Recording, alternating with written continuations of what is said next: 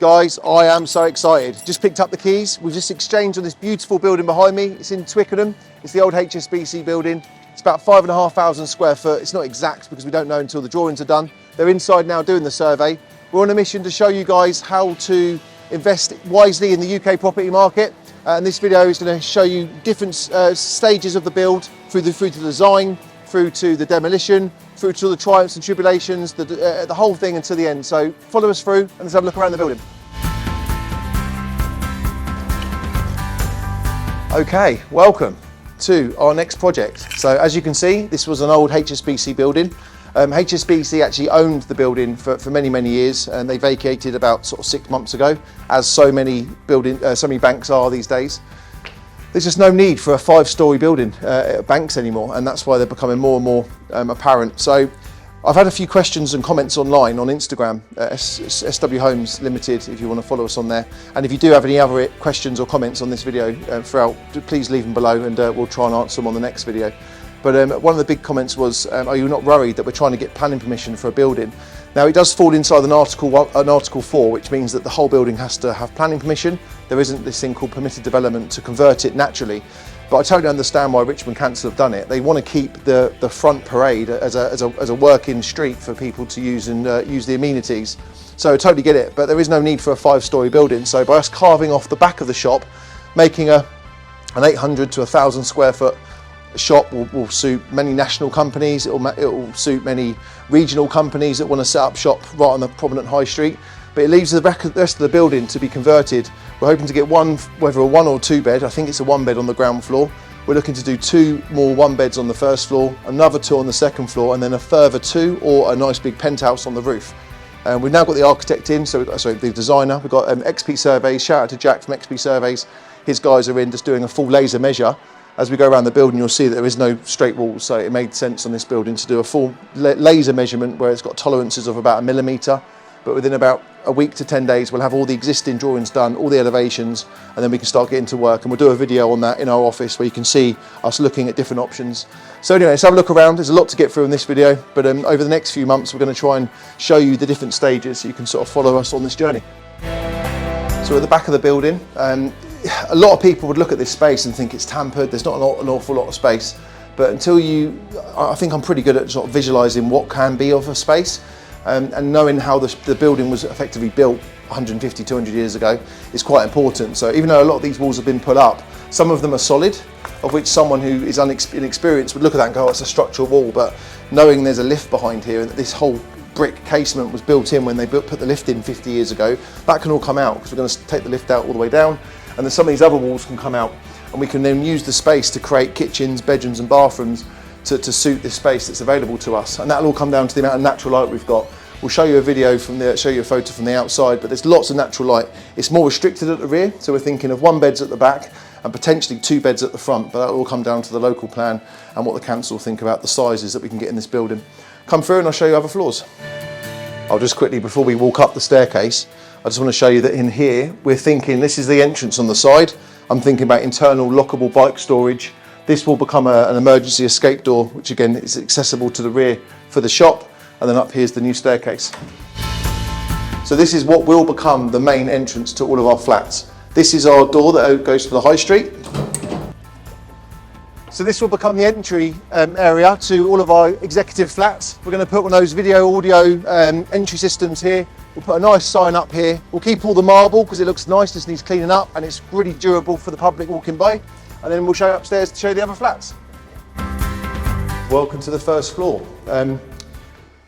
We're in 2 minds whether we're going to keep this staircase. I'd love to because it's all made of solid concrete, all the handrails and stuff look great, but we might need the additional the footage on the floor. So by moving this over to match the floors above means that we can get a slightly wider rear flat. We hope we don't have to do that, but that's something we're going to look on over the design stage in the next video. But come through and have a look at these views. Right, so here we are on the first floor. We're at the front of the building.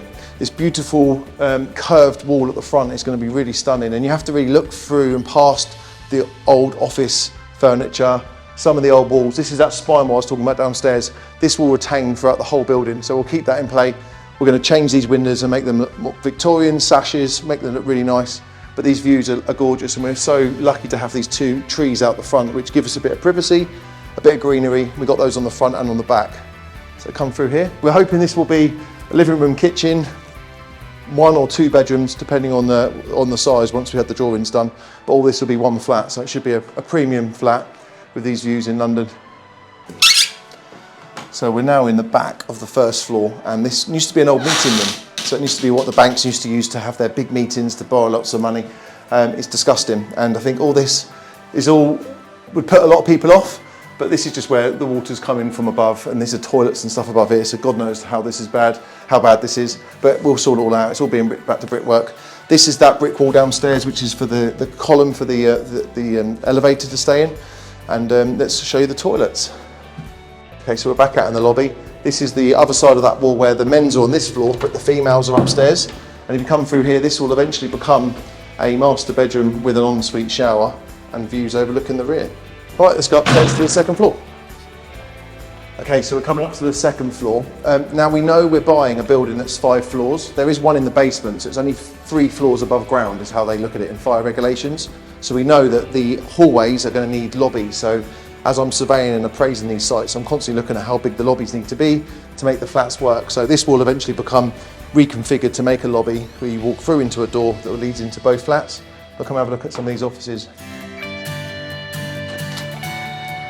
So unlike the floor below, this is where the offices used to be. So behind the scenes, if you like, they've put up stub walls, which are all very easy to come out, and we've got the same footprint as the floor below. So sort of see past these next few rooms, and it gives you a much better idea of actually what size kitchens, bedrooms and living rooms are going to be once the space is carved up to suit our requirements. So this room is a good example of the size of what bedroom 1 or bedroom 2 would be. Again, lovely views that we're now overlooking the tops of the trees, and the views upstairs are even better. So to show you the kitchen, the final room here, and then we'll go upstairs. So on the far side of the building, you've got the old canteen or the old kitchenette, which is great. We will be using absolutely none of it. The cracks up here, which would worry some investors, not for us. I mean, it's going to need a little bit of attention, but nothing crazy. And if we show you the room next door, you'll get an idea of the old counting room that has got a load of old damp at the top, but this is because the brickwork and the windows needs a bit of attention. Nothing to worry about. It's something that me and the boys will sort out when we get on site. And let's show you upstairs. So welcome to the top and final floor of this building. So up here is a little bit more difficult to see the amount of space there is, but there is an abundance of space up here. Yes, there's old pipes, old plasterboard, all crap everywhere, but it's the bit behind this that you can't see is what's really special. So I'll show you in the other room what I mean.